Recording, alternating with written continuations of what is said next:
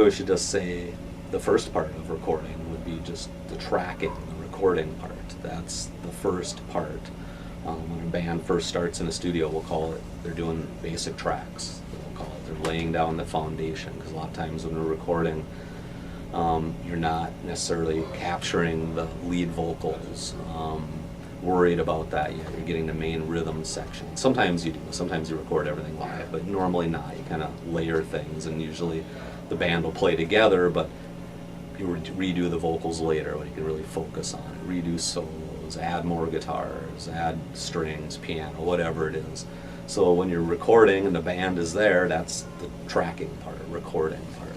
And then when everybody is recorded, it's time to mix, balancing the levels. There's no more recording. Nobody's redoing their parts anymore. It's just setting the levels, getting the effects, if you want some delay or chorus, whatever you want, getting everything balanced just right to sound like a record. And it can take a long time, and it's a real crucial part.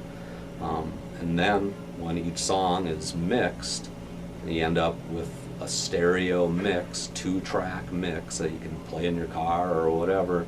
Then the album needs to be mastered, and that's taking that 2-track mix and just working on making that sound better by applying EQ, compression, limiting. It also involves deciding the very beginning of the song, the fade of the song, putting the songs in order of the album, and how much space in between the songs.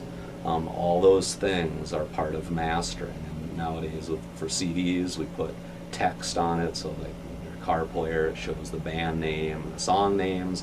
So that's all considered part of the mastering. So, and as far as what is done to each song, it really varies. You know, you might compress it, you might EQ it. It depends on what it needs. But I'd say the normal is that you apply some compression, some EQ, some limiting, and like I said, put the songs in order, and that's your final master that gets sent off to duplication.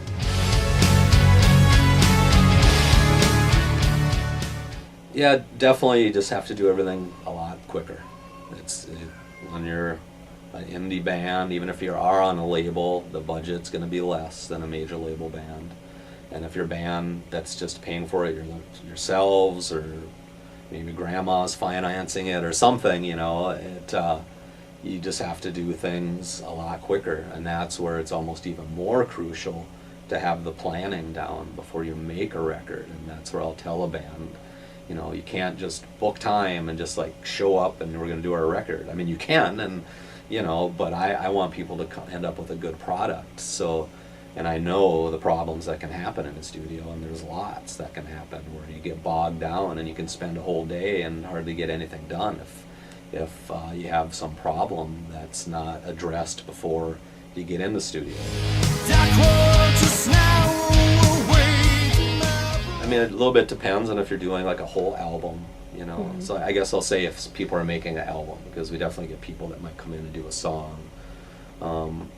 But, you know, albums for Midwest bands and bands that aren't on a major label, you know, to make a really nice record, they're spending, you know, in the $20,000 and $10,000 and a lot in between. And then, of course, we go down and a lot lower, too, when they don't have the budget. And then when people do have the budget, it goes beyond that, for sure. But, you know, most major label records, you don't really touch any of those for $20,000, you know. So that would be, you know, just one of the charges within the whole album of the $20,000 rental for all the gear or something. So it definitely you know, if we're talking Midwest bands that aren't signed, that would be a good range of where a lot of them stay. So.